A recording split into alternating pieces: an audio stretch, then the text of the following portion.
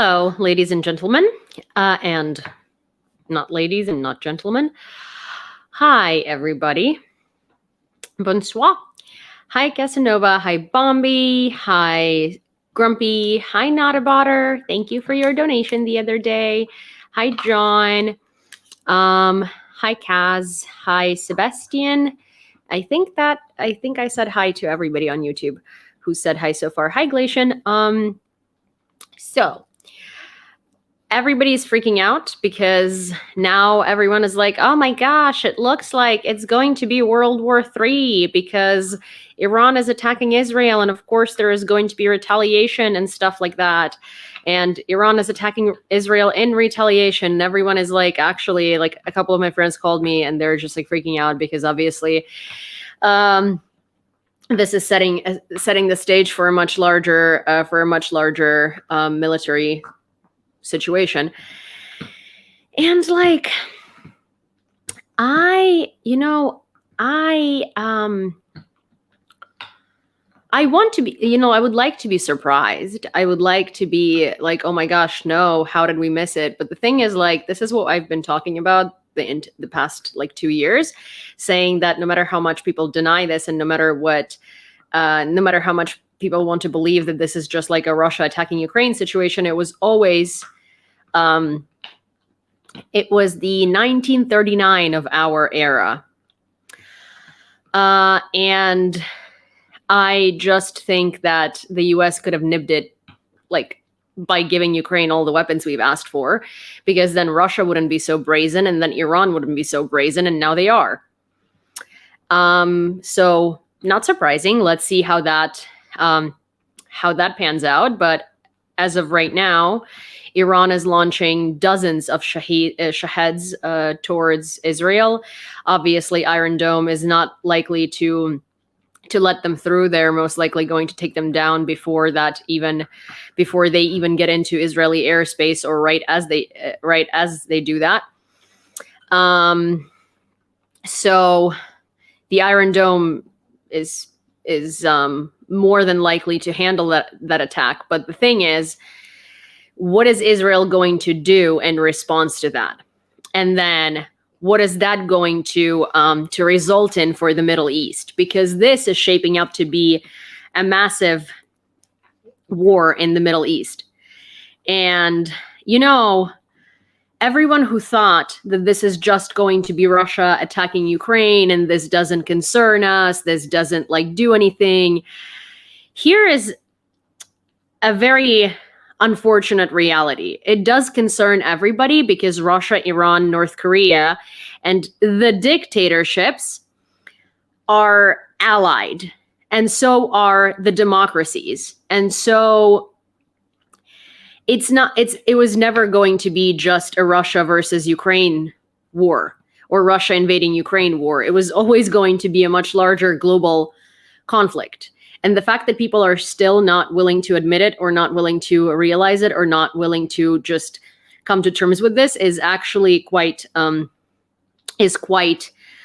upsetting, and like genuinely scary to a degree, because we have the power to stop this before it grows into something that is going to have consequences for everyone's lives, right? For the entirety of the world. And we live in the age of social media where news travels so fast. And I know it's hard sometimes to dissect the news because there's so many different sources telling you different things, but this is big. And it's been big. It's just that people, don't tend to react to things until they concern them. Right? But the thing is, and I hear this from so many people that don't support Ukraine, that don't want to send weapons to Ukraine, that are somehow misled into believing that the US just genuinely sends cash to Ukraine, not weapons, and doesn't make money off of what they do, is that this doesn't concern us. This is not happening in the United States. What do you mean it doesn't concern you?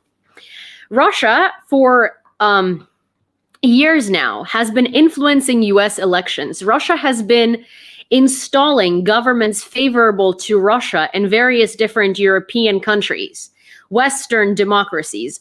Russia has been shaping up societies and playing on these societies' fears and literally making them vote a certain way for decades now, especially in the past decade.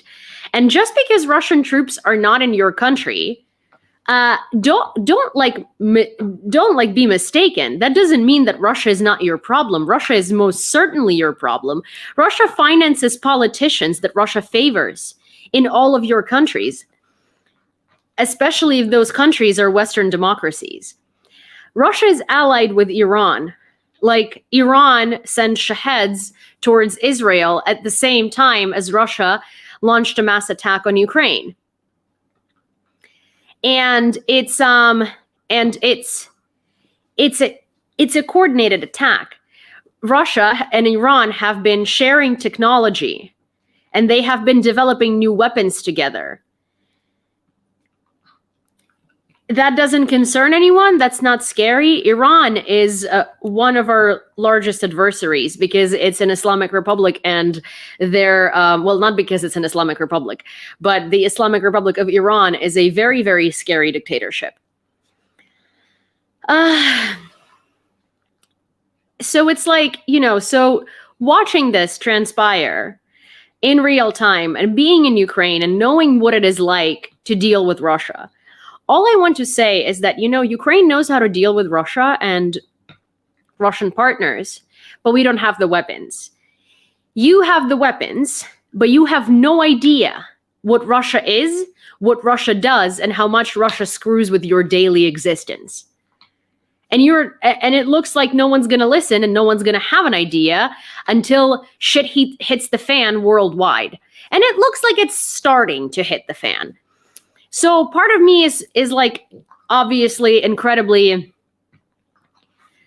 worried and anxious. And part of me is kind of like, well then, if that's what it takes, then maybe this is going to result in some change. Where do you get your news? What do you mean? What do you mean, where do I get my news? Which part of the news are you questioning? Which part of the conversation are you asking about? Sherry Chrissy, that is a ridiculously stupid name for a troll, and like I genuinely hope that you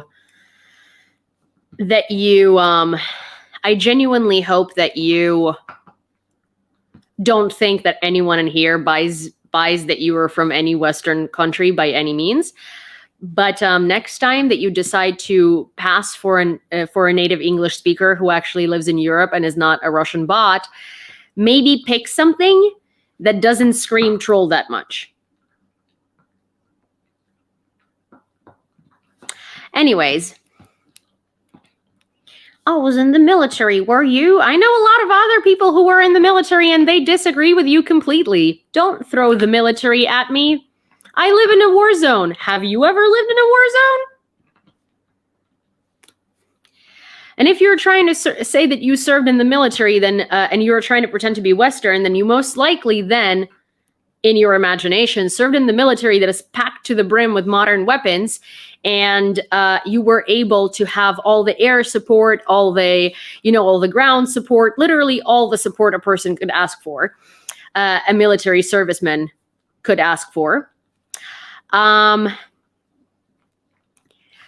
We don't have that here. So someone trying to say like, oh, have you served? Do you know what it's like? Have you lived in a war zone where there are actually missiles raining on you all the time? I don't think so. Because you know what you had in a Western military? Evac helicopters that could literally evac you from anywhere under 30 minutes and deliver you to a beautiful, shiny hospital. So like, can we not? Oi. Okay, let me read some comments outside of this Sherry Christie person. Yvonne. Glad to catch you live, Yulia. Hi, not a botter. The dumbest country award winner goes to, well, I mean, who could have seen it coming when Russia was getting appeased? Oh yeah, who could have seen that coming? Hi all. Hi Karen. Hi Prexis. Yes. Hi K-Bell. Oh, good to see you. Hi Ia.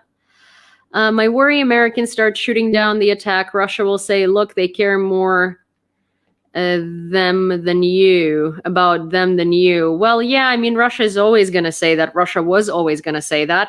And Russia is always going to use these things against each other. And, but the thing is, like, I mean, the US already sends military aid to Israel, and the US already gives Israel systems that they already have that we don't have, that we've been asking for. So it's not like, it's not like this is a new Russian tactic to discourage Ukrainians. So it's to be expected. I don't think that anyone is going to be surprised once the once the Ukrainian infospace gets filled up with provocation posts to the tune of like, oh, look, the US is doing everything for Israel and is not doing anything for you. But like, yes, it's unfortunate. And yes, it's unfortunate. And yes, it's incredibly, like, I wish that the US wasn't acting that way, because like undoubtedly half of the stuff that the US is sending Israel either doesn't need or already has, and it's not first priority because Ukraine needs it and doesn't have it.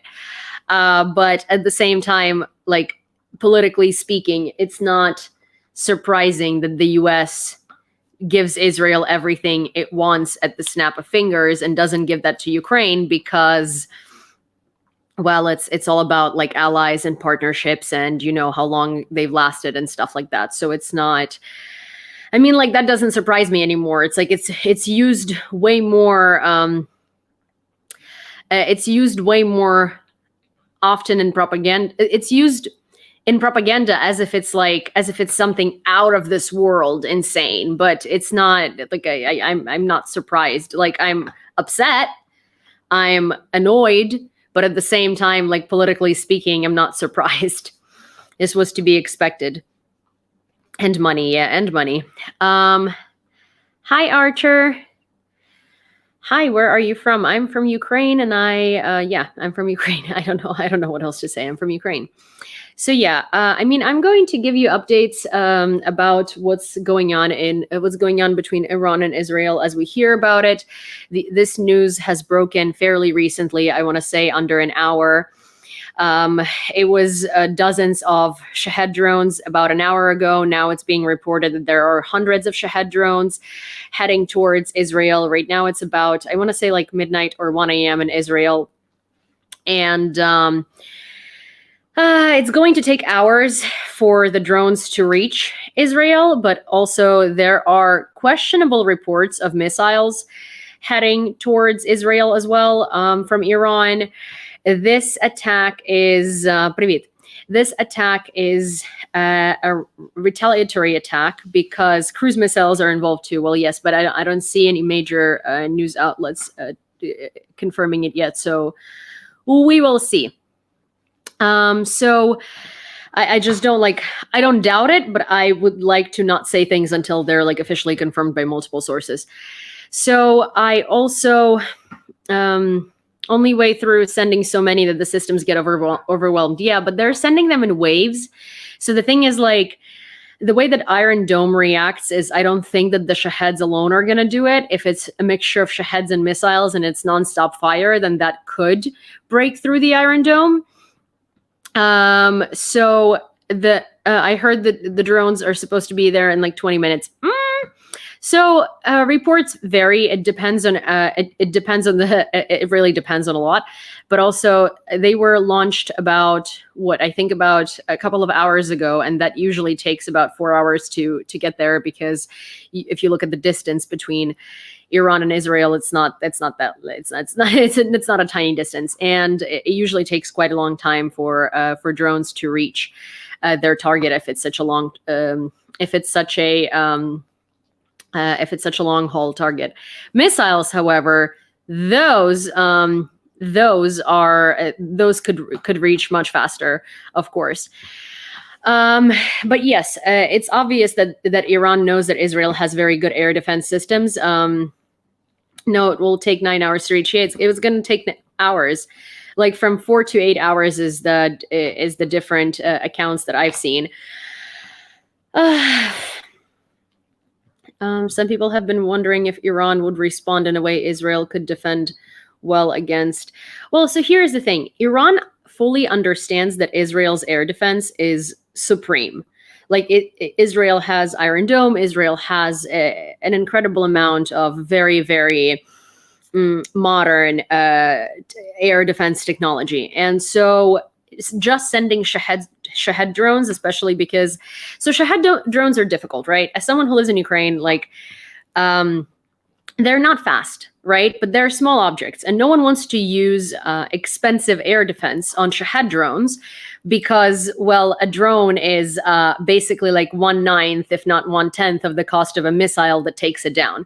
So normally you wouldn't use missiles to take down Shahed drones. However, if you're sending Shahed drones in massive waves, if it's like hundreds and hundreds of Shahed drones and they're all heading towards Israel, if you look at the size of Israel, for instance, as compared to Ukraine, right? Israel is much smaller. And if they're all going to the same location, if they're all entering from the same part of the border, then yes, that would be very difficult for the air defense to deal with, because you wouldn't be using, again, missiles. You would be using,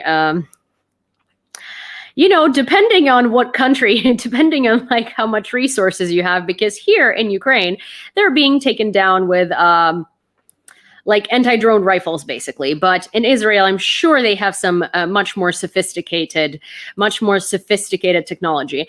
But yeah, sending waves of Shahed drones is very likely to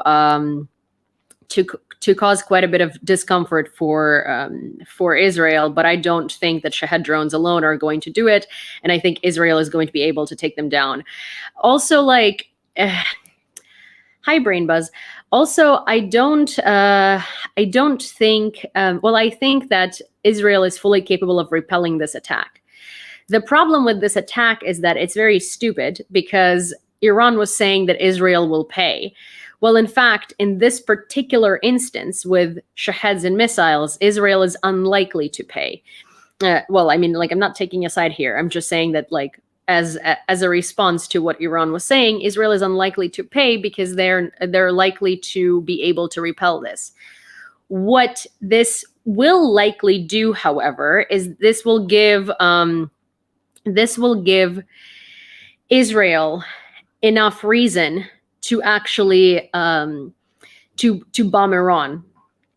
And that will in turn give Iran reason to launch much, much more sophisticated attacks onto Israel, which then will shape into a very, very large military conflict, aka a very large war in the Middle East.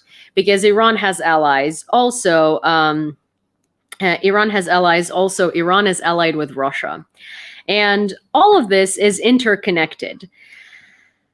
I am also, I genuinely, like, I'm so tired of repeating this, but I will repeat it again, because I do this almost every night on my lives. And, as a Ukrainian person, this is not a Russia invaded Ukraine situation and Ukraine's problem. Like, this is much deeper than that. There are, alliances made between dictatorships, and there are alliances made between democracies. Whether you like these democracies, whether you feel like they're doing right by you, or whether they're like, not doing great right now, that's the situation. And I'm not like saying, like I am expecting people being like, oh my gosh, like these democracies are not democracies because human rights and like blah, blah. Yes. Like, listen, I have a lot of issues with what's happening in the US and everywhere worldwide that calls itself a democracy. That's not the point. The point is that there are actual fascist regimes. Thank you, Brain Buzz. And dictator regimes. And those regimes are allied together, and they want a different world order where they prevail. That means that they want you to follow the same world order as they do, as in, like, where people have no rights, period. Okay? So we are in a situation in which this has been shaping up to be like an all-out, well, I'm not calling Israel, this is not what I'm saying, though. I'm saying, I'm like, one sec. I'm going to respond to Mashbook. Oh, I'm talking about Russia. I'm talking about the alliance between Russia and Iran and North Korea versus like the US, the UK, and, the rest of Europe. Israel, yes, what like Israeli government is doing, I don't call that a democracy either at this point, because I think that Israel basically, like, I believe that Israel has the right to exist. I don't think that Israeli government in its current state has the right to exist, because it's basically like also a fascist dictatorship pretending to be a democracy, and they just honestly used October 7th as pretext to be able to fully wipe out Palestine. So it's like, it's an incredibly difficult and incredibly convoluted situation, an incredibly convoluted politically situation. But like what they're doing in Palestine is just like not okay. And I know that this topic is so controversial because, for instance, like when you talk about Ukraine, obviously there's so many like Russian bots and like genuinely ignorant idiots who are yelling at you. But when you're talking about Israel or Palestine, these two sides are so incredibly, like vocal. And you say something about Palestine, there are people who are pro-Israel yelling at you. You say something about Israel, there are people who are pro-Palestine yelling at you. But like, point of the matter is that like I think that it is what it is, and Israel does exist. I also think that we all forget how Israel has formed, which is, a lot of Jewish people worldwide have been literally prosecuted and put in gas chambers, and they needed like a place where they could feel safe. They were given that place, so they took it, because why wouldn't they, right? But and there were already Jews living there to begin with, in like not. Anyways, I'm not trying to start a conflict with anyone. But what I'm trying to say is that already is the case. Like I don't think that the way that Israeli government is conducting itself and the way that Israel is conducting itself right now is okay by any means. Like by no means. I do believe Israel has the right to exist. Like there are so many people who are Israeli living there. And if you just like take apart Israel, then like what the fuck happens to the Israelis? Obviously, they're not going to be treated super well by Palestinians, because there is like huge tensions there, understandably. So yeah, like there needs to be two separate countries with their own governments and stuff like that. But so I don't believe that Israel needs to be like dissolved and wiped out. I think that their government needs to be reformed, because what Netanyahu is doing and what Israel is doing right now is like just fucking insane. And yeah, I don't agree with Israel bombing Gaza and with Israel doing what they're doing, because at this point they're just using they're just using January 7th, October 7th as pretext to just wipe out Gaza. And I don't stand by that by any means. So yeah, but anyways, that, however, does not excuse the fact that Russia, Iran, and a lot of other dictatorships are allied. And just because Israel is acting horrendously doesn't mean that supporting Iran is reasonable. Like, Iran kills its own people on the daily. Iran has no human rights. Iran stones women to death for not wearing headpieces. Like, Iran kills people for speaking their mind. Iran kills people for literally not loving their leader. Iran is a very dangerous place, the Islamic Republic of Iran. And so here is my concern here, is that a lot of people that are anti-Israeli are praising Iran. But that's the problem with this entire situation that's been unfolding worldwide, right? Is that you need to look at things way more nuanced. You can just be like, I hate Israel, so Iran for the win. No. There are things, these are separate situations, okay? You should not by any means be supporting Iran, because in this case, Iran is also part of the North Korea-Russia axis, which are quite literally trying to invade the world and change the world order. And I've been saying this for a while now. We are not at the brink of World War III. We have been in World War III by all means and purposes. It's just that we see war in terms of trench warfare and in terms of tanks rolling through cities and stuff. Now, that's happening in a limited amount of places, mostly in Ukraine. And that's not because it's not World War III. It's because we live in like a new society, and informational warfare is part of war as well. Political warfare is part of war as well. The fact that Russia has been able to install governments and sponsor campaigns of candidates that it considers friendly is already part of warfare, because it's a foreign country interfering in governments worldwide and literally puppeteering them. So we have been seeing this for a while, and the fact that people keep denying and keep not wanting to admit that this is happening is not going to change the fact that it is happening. So yeah, I've said my piece. I think that this is going to shape a new sort of like a new front line for the state of the world at the moment. I think there is going to be a much larger conflict between Iran and Israel that's been heating up for months now. There are also many other countries in the Middle East that will be supporting Iran, and there is a lot that's going to be going on there. Russia is likely going to use that as a distraction in order to screw a lot of stuff up in Ukraine, and yeah,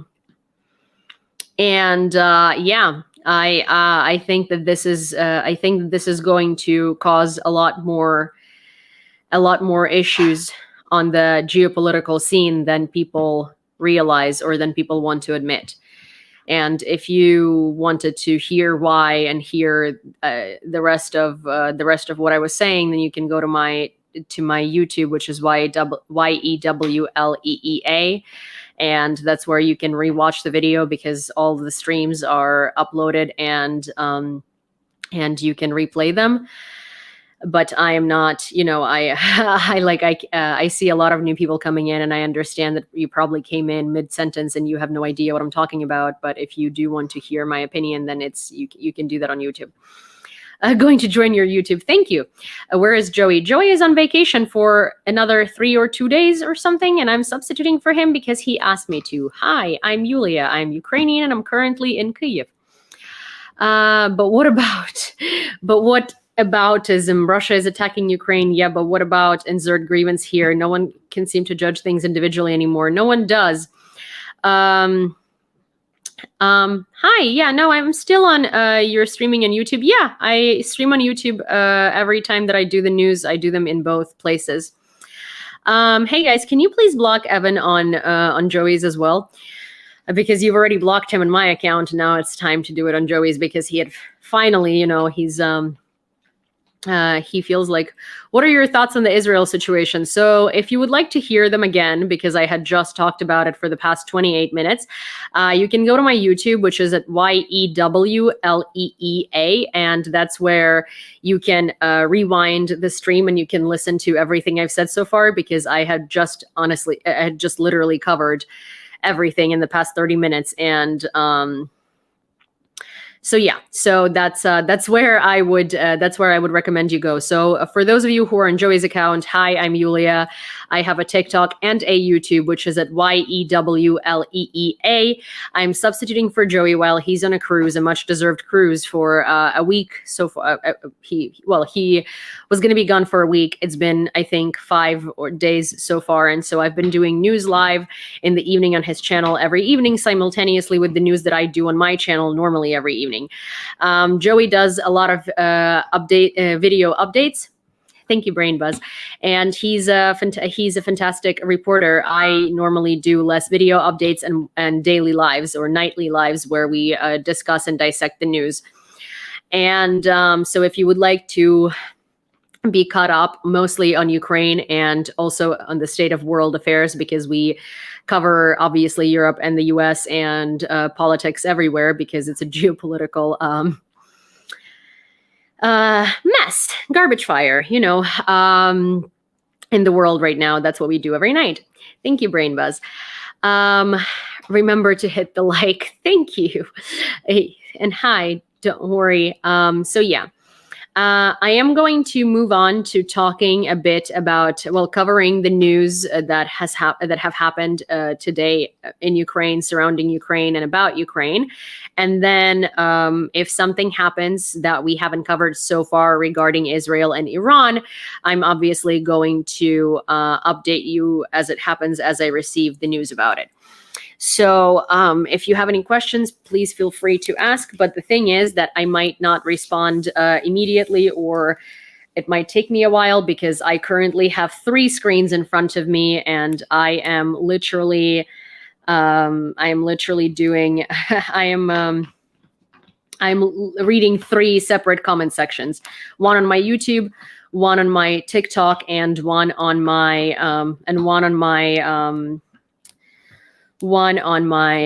on Joey's TikTok. Can't find your YouTube channel. Yewleea.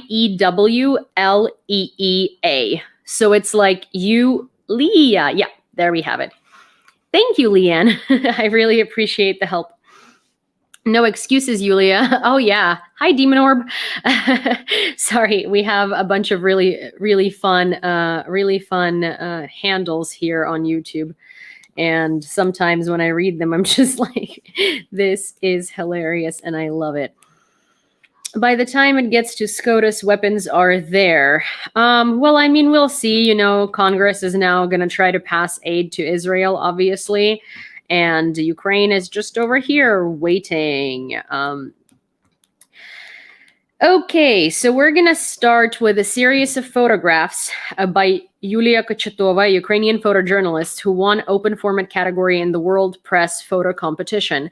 Her project took the form of a diary and aimed to capture the experience of living with war as a daily reality. I want Ukrainian photography of this war to be remembered as a first-hand narrative. It's easy to lose sight of the human aspect of a larger scale. I try to tell the story of an individual in an authentic way, said the photojournalist. So I'm going to show you some of the photographs that she has taken. So it's a self-portrait in Kramatorsk, Donetsk region. That's her. Oh, yes, he has joined the personal hotspot. So that's her, and it's her self-portrait that she took in Kramatorsk in Donetsk. That's a city in Donetsk region that's being shelled very often. It's very close to the front lines. This is a combat medic.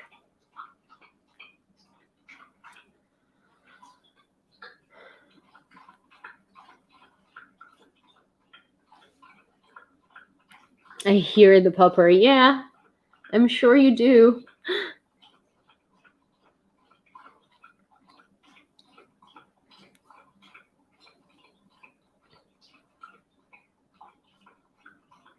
Yes, Cindy is going to town on the water. Sunflowers are the symbol of Ukraine because we have sunflower fields for days here. Or we had. Right now, it is, a lot of these sunflower fields are very damaged, and a lot of these sunflower fields are incredibly mined. Also, my dad today, he went, so here is a very interesting story. I'm not sure, if my dad is going to be very cool with me telling it, but my dad was at a funeral today. It's his friend's 25-year-old son who died defending Ukraine. So 2 years ago, in the beginning of the full-scale invasion, his friend's son and his like buddies were involved in like not a street fight, but it was some sort of an altercation with some other guys. And so the police came up to them, they wrote them tickets, and they also have given them draft notices. It was like after curfew or something like that. So he went to the military commissariat, and he was like not even, so at that point, I mean, his dad is a pretty, I guess, like well-known figure in Lviv. And so his dad could, through friends, help him get at least stationed somewhere, like, or could try to like do something to prevent that, right? So the kid didn't want that, and he basically didn't call the dad. He came home the next day. He was like, "Listen, I'm gonna go serve. This is what I'm gonna do. So, don't try to stop me. If like I wasn't mobilized, I would probably come to this on my own at some point and go to serve." So his dad didn't listen to him, and he basically organized it so through friends that the guy would be stationed somewhere quite far away from the front line. And that's what he did. And the guy was stationed for like a month or two. He was somewhere in Lviv region, and he wasn't really actively participating in frontline warfare. So after a month or two, he came to his dad and he was like, listen, you can't do anything about it, but I feel like no one and nothing sitting here and just watching other people fight. So I'm going to go transfer to a frontline unit and I'm going to be fighting for our country. And that's a decision that he made, and that's what he did. And he fought for the past, I believe, 2 years until he had been killed in action recently. And so my dad went to his funeral, and he was buried in Marsovo Pole in Lviv. And so it was a very, it was a difficult day. And then as my dad was running his errands, today, he was passing by Marsovo Pole, which is a military cemetery in Lviv. There was apparently another funeral of yet another Ukrainian defender. And these are guys, 25-year-olds, 30-year-olds, 21-year-olds, 22-year-olds. Yesterday we were talking about this, and I was telling you the statistic that is so incredibly scary and so upsetting, that the population of Ukrainian population under 30 of men is the smallest it's been since in Ukraine's entire history of independence. And it's just a very, very, very sad reality. So yeah, and yes, he was a hero. The U.S. has imposed a ban on the import of aluminum, copper, and nickel originating from Russia. American companies are now prohibited from engaging in transactions involving metals of Russian origin, including export and re-export. However, these restrictions will not apply to metals from Russia that were produced before April 13th, 2024. Furthermore, US and UK authorities have decided to restrict the use of Russian aluminum, copper, and nickel on global metal exchanges. Consequently, the London Metal Exchange, LME, and the Chicago Mercantile Exchange, CME, will no longer accept Russian metals produced after April 13th. Well, what Russia is going to do is Russia is just going to mass stamp them to have been produced before April 13th, 2024, because Russia evades sanctions. And in order for sanctions to actually do something to Russia, you need to also think about loopholes up front. Also, speaking of Russia, at the request of it, the UN Security Council convened another meeting regarding the issue of Western arms supplies to Ukraine. This marks the 13th meeting on this topic initiated by the Russian Federation, as reported by Voice of America. Привіт, Чернігів. Kremlin representatives argue that the provision of Western weapons exacerbates the conflict and accuses the West of waging war against Russia through Ukraine as an intermediary. Meanwhile, representatives of Western nations stress that they're aiding Ukraine with weapons because it has the right to self-defense under Article 51 of the UN chapter. During the previous Security Council meeting, UN representatives reminded attendees that since the start of the Russian invasion of Ukraine, 10,810 civilians, including 600 children, have lost their lives. The vast majority of these casualties were caused by Russian weaponry and bombing. We listen closely to Russia's words. Мы внимательно слушаем слова, которые произносит Россия, Why? но давайте также посмотрим на ее действия. Россия совершает агрессию против суверенного государства, члена ООН. Россия продолжает безжалостно атаковать Украину для завоевания ее территории. Россия приобрела... Oh, Jesus, why is this in Russian translation? Well, basically, this is just this man talking about how someone beating something up next to my mic. No. This is basically hi, great to see you, Amy. Amy, yeah. Sorry. Hi, good to see you too. I don't know why I just blanked on that. But basically, he was elaborating on how Ukraine has the full right to receive Western support because Russia illegally invaded it, and it's just quite ridiculous that Russia would even call this council. And it's the 13th time that Russia calls this council to complain about the fact that Ukraine is able to defend itself from its illegal invasion.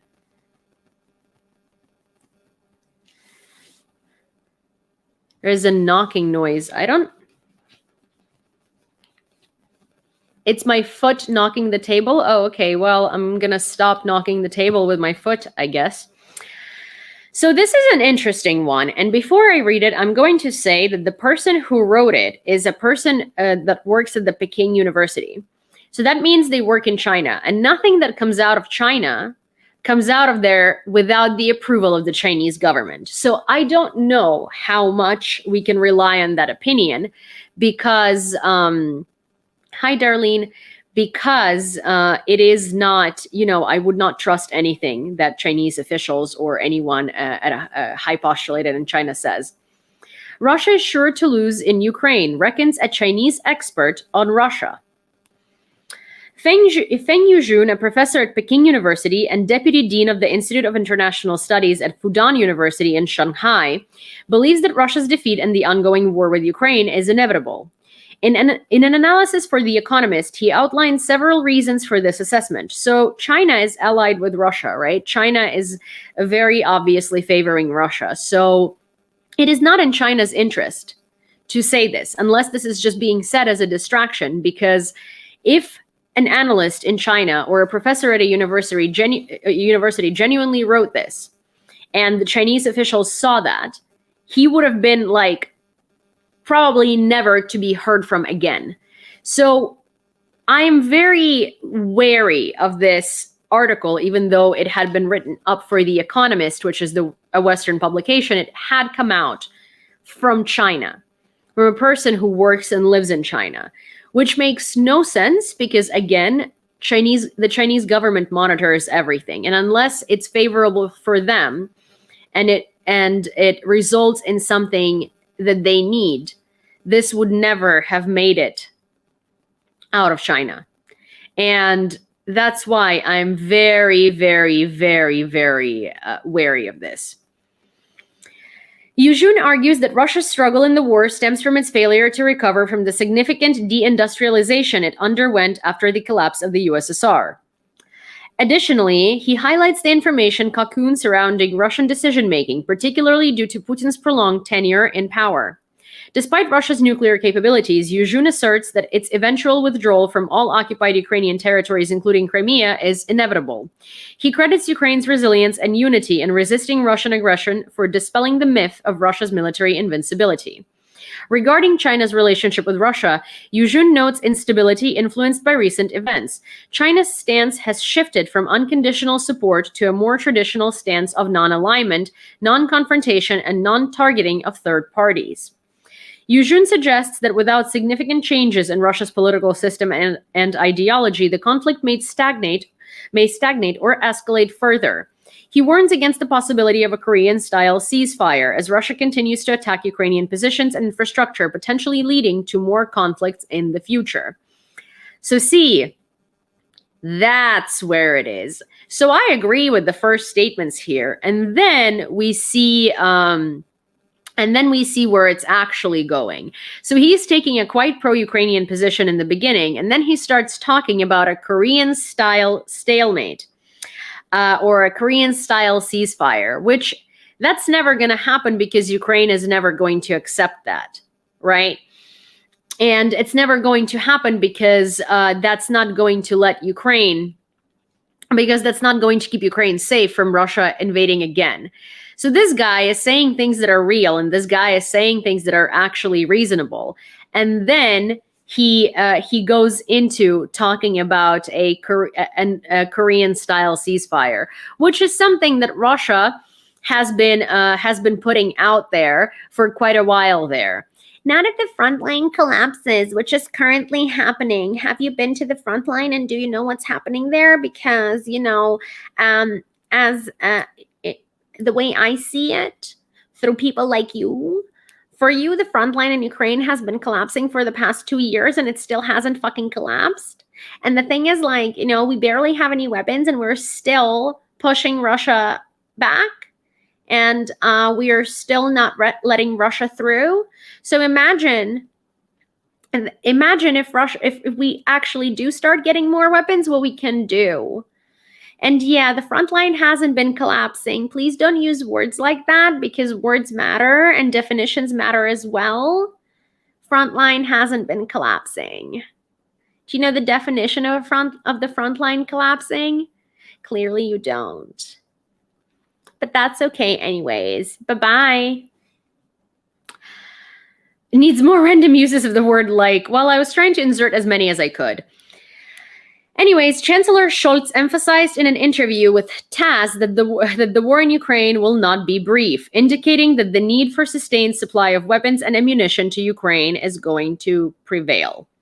He also mentioned that while dialogue with Putin is not off the table, oh, really? It will only occur when Russia comprehends that peace cannot be imposed and realizes the necessity of withdrawing its troops from Ukraine. See, like, I really don't like when Scholz speaks, because he says things like that and he doesn't think of what that entails, because saying things like dialogue with Putin, even though you say after Russia's withdrawal and after Ukraine's victory, is still not something that you need to be emphasizing right now. Like, you really don't need to be saying that. You really don't need to be saying like, oh, dialogue is not off the table. Stop saying that. Because dialogue is only on the table after Russia had lost completely and Ukraine and it's completely withdrawn from Ukraine. So before that happens, we shouldn't be talking about the dialogue. Why are we talking about the dialogue and then saying after Russia withdraws? I think that we should be starting with the fact that Russia first needs to be completely defeated and withdraw, and then we can talk about the possibility of having a dialogue. In the border area of Novhorod-Siversky district, Chernihiv region, Russian forces fired upon a civilian car, resulting in a death of a man who was delivering groceries to a local resident. The car caught fire as a result of shelling. What was the purpose of this? What was the purpose of this? Other than just murdering Ukrainians. Serebryansky forest, captured in the sunrise, stands as the front line of the Luhansk region. This is Serebryansky forest in Luhansk. And it's such a beautiful and such a sad and depressing and horrifying picture at the same time, or at once. According to the results of the conversation with German Chancellor Olaf Scholz, Ukraine will receive one additional Patriot system and missiles to the existing air defense systems. Hi, Pennsylvania. This was announced by President Zelensky. Also, here is a video voiced over by yours truly about the Cold War. Is the Cold War really over? Russia says NATO is acting like it's the Cold War again. But has Russia ever stopped acting that way? When the confrontation officially ended, the US spent the 90s on the rise of the internet. Europe was shaping an economic union. Newly independent countries were building their democracy, and Russia's goal was to restore the empire, mainly with weapons. All these years, Russia has spent much less money on raising living standards than on new weapons, agent networks, aggressive propaganda, and military campaigns, like the Chechen Wars. Later, Putin openly criticized the entire Western world in the spirit of the Cold War. The next year, Russia invaded Georgia. Then it occupied Crimea and part of Ukraine's east. Having attacked Ukraine, it began the nuke rattling and even moved part of its arsenal to Belarus. While Russia claims the West is a threat, it actually threatens literally everyone around. So uniting against such an aggressor looks justified. But how do we prevent a new Cold War? By helping Ukraine win this hot one. Thank you, September Claire. Iran and Israel ... talked about it for a good 35 minutes in the beginning of this live stream. You can find that and the thoughts that I have on it on my YouTube, because that's where lives are all recorded, and you can rewatch them and rewind them. And my YouTube is YEWLEEA. So is my TikTok. This is Joey's account, and I'm substituting for him while he's gone on vacation for about 7 days. That's a great video, isn't it? And I really loved this particular one, and I loved working on it. By winning this hot one, yeah. The truth will prevail. Hopefully, Randy. Hopefully.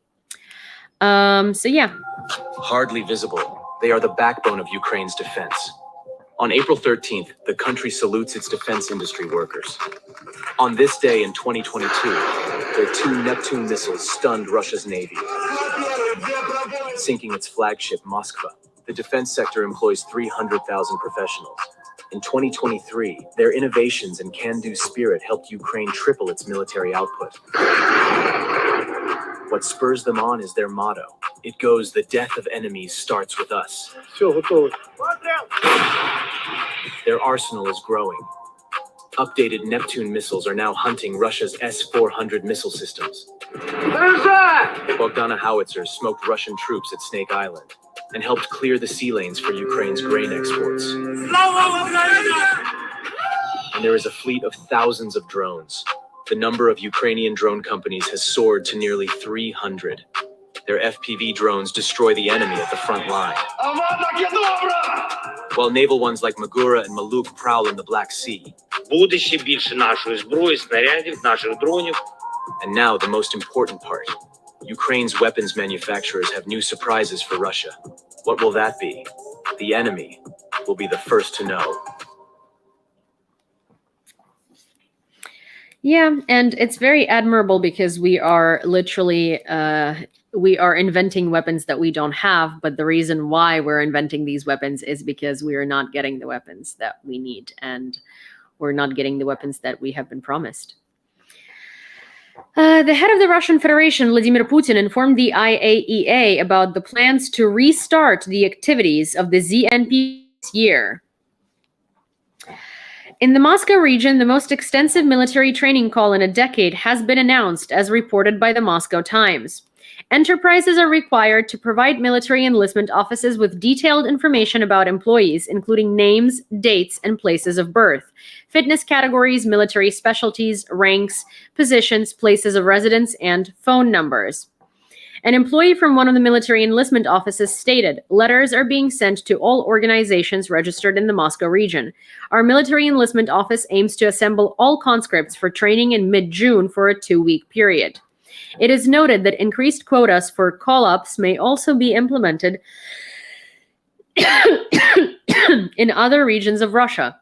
The decree issued by Putin regarding partial mobilization in September 2022 remains in effect indefinitely, according to the publication. Meanwhile, Western media reports suggest that Russia is preparing for a new offensive at the end of May or beginning of June. The Donetsk, Kherson, Luhansk, and Zaporizhia directions are highlighted as priority areas for the occupying forces, according to the Financial Times. Grumpy I will at the end of the live because there is a lot to cover today. According to the International Atomic Energy Agency, or the IAEA, all 6 power units of the Zaporizhia nuclear power plant are in a state of cold shutdown for the first time since 2022. Rafael Grossi, CEO of the IAEA, welcomed this decision, noting that it enhances the overall safety of the facility. While the decision to cold shut down all 6 units is seen as a positive step, Grossi emphasized that it does not fully address the recent deterioration of the plant's situation. He expressed concerns about the unstable nuclear safety at the facility, highlighting the need for continued vigilance and proactive measures to ensure the safety of the plant. This year, Lithuania will allocate 1.2 billion euros to the EU's support fund for Ukraine. The funds will be used for purchasing ammunition and military equipment, as well as enhancing the security systems in Ukrainian schools, according to Agne Bilotaite, Lithuania's Minister of Internal Affairs. I'm going to wait for Taz to yell at me in the background. Bilotaite emphasized that both the Lithuanian authorities and the population recognize the significance of providing aid to Ukraine. Despite being a small country with a population of 3 million people, Lithuania is committed to offering substantial support, understanding the current fight as one that impacts them directly. "We will make every effort to continue supporting you, standing with you until victory," she affirmed. And that is... Oh, actually, here is a shark well, here are some Ukrainian weapons and what they do.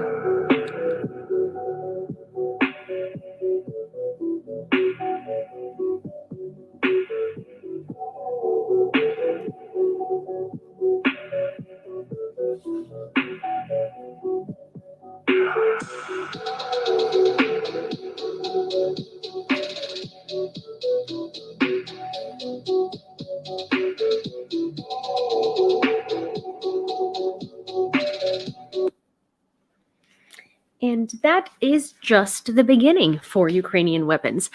Magda asked where we are at for the EcoFlow. So actually, William was on TikTok yesterday and the night before, and he said that he would cover the rest, the difference, and he was having trouble figuring out PayPal. And so actually, I believe last night, at some point late at night, for me, he actually did cover the rest. So we are at the goal for the EcoFlow, and I will be ordering it tomorrow. I was hoping to order it today.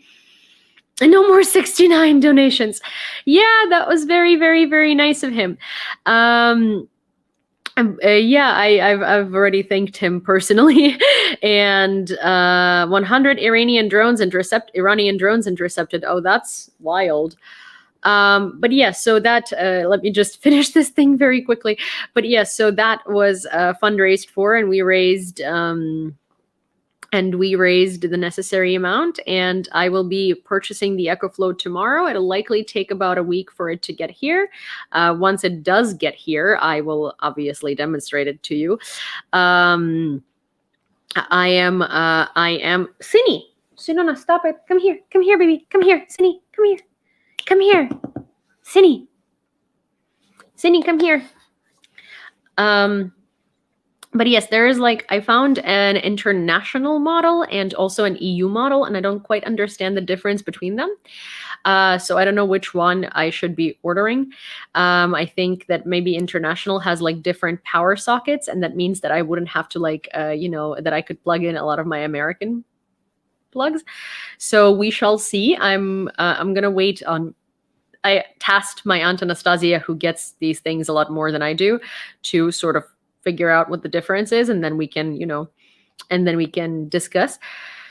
But yeah, are you physically in Ukraine? Yes, I am physically in Kyiv, Ukraine. Metaphorically as well, and also in spirit, but mostly physically. I am in Ukraine. Show off the pet thing. Oh yes, also Sini was gifted a PetCube camera by John, and it spits out treats at her, but I am going to demonstrate it tomorrow because while I was out today, I must have fed her 25 treats, and this dog has had a full meal of treats, and by the time I came home, she actually actually pooped on the floor, and so no way this dog is getting any more treats because I've literally fed her an entire meal today. No, that word doesn't mean anything for you right now. So she was very adorable, and I will post a video of Sini, a screen recording of Sini reacting to the PetCube, or John might on Discord, because I send it to him actually. If he would like to, he can post it on Discord. But I will be showing you Sini reacting to the camera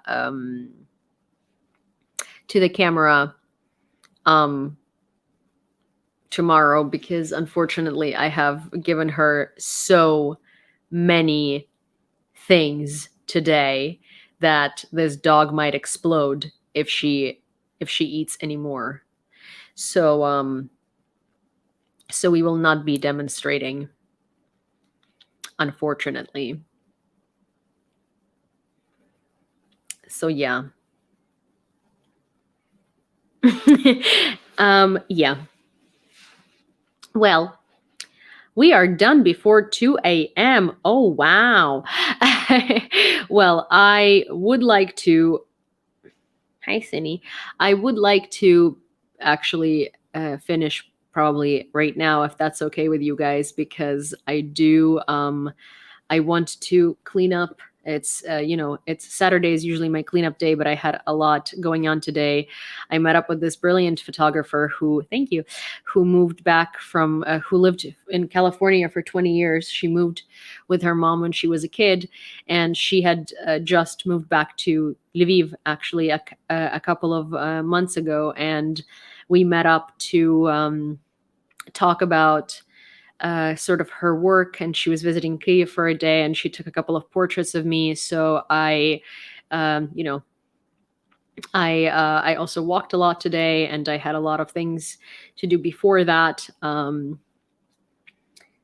Sinuan. I also ordered these like drainage stones for plants. I forgot what they're called, and I went to pick them up today at Nova Poshta, and instead of like, they sent me twice as many as they were supposed to. So like they sent me 2 boxes, and that's great and all. They can't find the order, so I can't return them. And I'm like, okay, well, I guess I'll keep them. I don't have enough plans for that. But also, they were super, and I mean super heavy, and I barely brought them home. So I've had like a little workout today, and tomorrow I'm going to the Azovstal rally. So as I do every Sunday. So I love plants. But tomorrow I'm going to an Azovstal rally, as I do every Sunday, and I am and I would like to, be able to get up in time for that. 3 days later, Yulia buys 20 more plants. I don't think so. But yeah, you guys, thank you for contributing for the EcoFlow. I live from the rally. So Rick is definitely going to be live from the rally. So here's the thing, like I have a really hard time live streaming things like that, because I kind of like, I want to be present. And also, like, I don't mind taking interviews and then making a video out of it. But I'm also going with quite a few friends, and I've been inviting a lot of my friends to come to these rallies, and we've been sort of making it a Sunday tradition. And not every one of them wants to be on camera, and it just, they're like regular people that don't necessarily want to be on camera. And I would like to participate, and I would like to be fully present there when this rally is happening. And so I definitely will come up to Rick, and I know that he streams every rally, and I very much admire that. But thank you. But I thank you, the real boomer, and I very much admire that. But I also like things like those rallies, like I really want to be present for, and I don't think I could be present for like fully if I'm live streaming it. And because like I try to bring as many of my friends as possible, and I try to make it a group activity, and I really want it to be like a Sunday tradition for people that are not normally involved in activism. I don't, I would like for it to be something off camera, and I like to, that's the thing that I really struggle with in a lot of ways, is I would like to show you as much as possible of Ukraine, right? And I would like to show you videos, like, and from these rallies, which is what I've been trying to do. Like, I think I've made a video every single time I've gone, but I don't want to live stream them. Yeah, I don't know. It's not like, I really want to be at the rally and present at the rally. And I think that, yeah. So yeah, that's where I'm at. So sorry, but I will come up to Rick, and yeah, I have a Oh, that's awesome. I have a very hard time sort of like, live streaming and recording these like everyday moments and like life moments because I am not, I'm not used to doing so, and I am used to living these moments, not necessarily thinking of filming them. And that's why a lot of the times that I think of like, I have ideas of like recording this and recording that, I basically forget to record it in the moment because I don't want to ruin the moment. I don't know how to like explain it. It's like, it's hard. Okay. All right, guys. I really appreciate you. Thank you for being you. You know what I thank you for. You're awesome. And thank you for the echo flow. I can't wait to show it off. I can't wait to show it off. Okay. I will see you guys soon, and I will definitely record parts of the rally, and I will post some videos about it. Bye. Bye. Okay. Bye. Just don't forget to charge it. Oh my gosh, cat.